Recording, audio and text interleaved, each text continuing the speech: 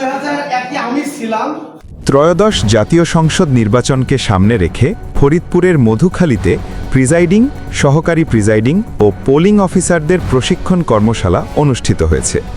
বৃহস্পতিবার 22 জানুয়ারি সকালে মধুখালী উপজেলা নির্বাচন অফিসের আয়োজনে সরকারি আইন উদ্দিন কলেজ প্রাঙ্গণে এই কর্মশালার আয়োজন করা হয়। কর্মশালায় প্রধান অতিথি হিসাবে উপস্থিত ছিলেন ফরিদপুর জেলার জেলা প্রশাসক ও রিটার্নিং অফিসার মোহাম্মদ কামরুল হাসান মোল্লা। বিশেষ অতিথি হিসাবে উপস্থিত ছিলেন ফরিদপুরের police super Mohammad Nazrul Islam PPM, Faridpur আঞ্চলিক নির্বাচন কর্মকর্তা মোহাম্মদ মাহবুব আলম শাহ এবং ফরিদপুরের সিনিয়র জেলা নির্বাচন অফিসার তারেক আহমেদ।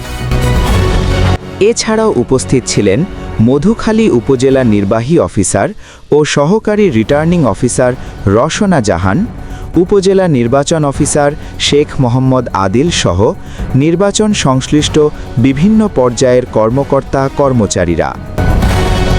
প্রশিক্ষণ কর্মশালায় মধুখালী উপজেলার ৭৯টি ভোট কেন্দ্রের ৩৮৬টি ভোট কক্ষের জন্য নিয়োজিত মোট ১,২৯৮ জন ভোটকর্মী অংশগ্রহণ করেন। প্রশিক্ষণে নির্বাচন সংক্রান্ত আইন কানুন, ভোট গ্রহণের পদ্ধতি, দায়িত্ব পালন, ভোট গ্রহণকালে করণীয় ও আচরণবিধি সম্পর্কে বিস্তারিত দিক নির্দেশনা প্রদান করা হয়।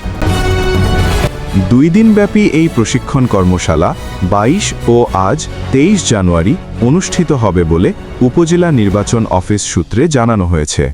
আমরা আশা করতেছি যে এই ট্রেনিং এর মাধ্যমে ভোট গ্রহণ কর্মকর্তাদের আগামী 12ই ফেব্রুয়ারি যে নির্বাচন অনুষ্ঠিত হবে জাতীয় সংসদ গণভোট, সেই নির্বাচনে অত্যন্ত সহায়ক হিসেবে কাজ করবে।